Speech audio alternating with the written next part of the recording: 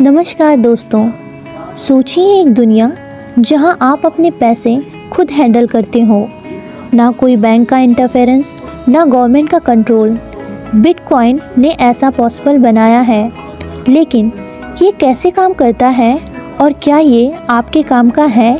आज के वीडियो में हम बिटकॉइन को सिंपल कॉन्सेप्ट और रिलेटेबल एग्जाम्पल के साथ समझेंगे। तो क्या आप रेडी हैं? चलिए शुरू करते हैं। सबसे पहले बिटकॉइन को समझने के लिए एक सिंपल एग्जांपल लेते हैं। इमेजिन करिए आप एक छोटे से गांव में हो जहां कोई बैंक नहीं है। लोग एक दूसरे से पैसा उधार लेने या देने के लिए एक लेजर बनाते हैं, मतलब बही खाता। हर ट्रांजैक्शन वहां लिखी जाती है और पूरा गांव उसे वेरीफाई करता है। कोई फ्रॉड नहीं हो सकता क्योंकि बही खाता सबके सामने है। अब इस आइडिया को ऑनलाइन ले आइए। बिटकॉइन भी एक डिसेंट्रलाइज्ड लेजर पर काम करता है।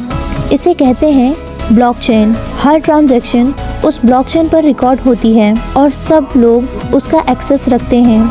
कोई एक इंसान या ऑर्गेनाइजेशन इसे कंट्रोल नहीं कर सकता। अब सवाल ये उठता है कि बिटकॉइन वैल्यूएबल क्यों है? एक और एग्जांपल लेते हैं। अब सोचिए आपके पास एक रेयर पेंटिंग है जो दुनिया में सिर्फ एक पीस एक्सिस्ट करती है। जितना ज़्यादा लोग उस पेंटिंग को पसंद करेंगे, उसकी वैल्यू उतनी ही बढ़ती जाएगी। बिटकॉइन भी ऐसे ही काम करता है। दुनिया में सिर्फ 21 मिलियन बिटकॉइन हैं, ना ज़्यादा ना कम। इस लिमिटेड सप्लाई की वजह से लोग इसकी डिमांड करते हैं, स्पेशली जब ट्रेडिशनल पैसे का वैल्यू इन्फ्लेशन की वजह से गिरता है। बिटकॉइन को डिजिटल गोल्ड भी कहा जाता है, क्योंकि जैसे गोल्ड रेयर है और वैल्यू स्टोर करने के काम आता है, वैसे ही बिटकॉइन भी एक अल्टरनेटिव बन रहा है। अब समझते हैं कि बिटकॉइन काम कैसे करता है। एक और रिलेटेबल एनालॉजी देखते हैं। मान लीजिए आप एक पजल सॉल्विंग कंपटीशन कर रहे हो। हर बार जब पजल सॉल्व करते हो आपको एक रिवॉर्ड मिलता है। बिटकॉइन की दुनिया में इसे माइनिंग कहते हैं। Powerful computer complex mathematic puzzles solve करते हैं और रिवॉर्ड होता है नया बिटकॉइन। इस प्रोसेस का मेन काम होता है बिटकॉइन ट्रांजैक्शन को वेरीफाई करने का और ब्लॉकचेन को सिक्योर रखने का।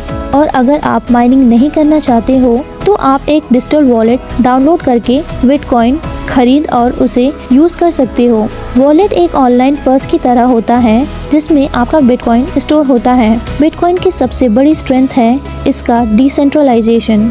एक और सिचुएशन इमेजिन कीजिए, आपको अपने फ्रेंड को यूएस में पैसे भेजने हैं।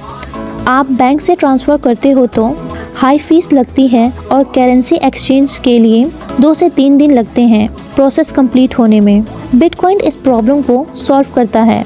आप डायरेक्टली अपने फ्रेंड के वॉलेट में कुछ सेकंड के अंदर पैसा भेज सकते हो, वो भी लो फीस के साथ। No middleman, no delays. Isn't that amazing? लेकिन दोस्तों, बिटकॉइन के रिस्क को समझना भी ज़रूरी है।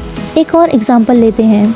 सोचिए आप एक रोलर कोस्टर पे हो, कभी ऊपर कभी नीचे। बिटकॉइन का प्राइस भी वैसे ही अनप्रिडिक्टेबल है। आज अगर एक बिटकॉइन की वैल्यू 30 लाख है तो कल ये 25 लाख या 35 लाख हो सकती है। एक और रिस्क, बिटकॉइन अभी वाइडली एक्सेप्टेड नहीं है, मतलब आप हर जगह इसे पेमेंट के लिए यूज़ नहीं कर सकते। फ्यूचर में क्या बिटकॉइन सबसे बड़ा फाइनेंशियल सिस्टम बनेगा? बहुत एक्सपर्ट का मानना है कि बिटकॉइन एडॉप्टेशन बढ़ाएगा और नए टूल्स जैसे लाइटनिंग नेटवर्क इससे फास्ट और एफिशिएंट बनेंगे। लेकिन याद रखिए, ये एक इवॉल्विंग टेक्नोलॉजी है। अगर आप इन्वेस्ट करना चाहते हैं तो पहले रिसर्च जरूर करें।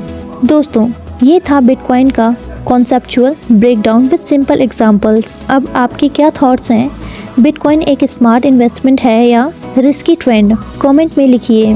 और अगर आपको ये वीडियो पसंद आई तो लाइक, शेयर और चैनल को सब्सक्राइब करिए। आपका धन्यवाद।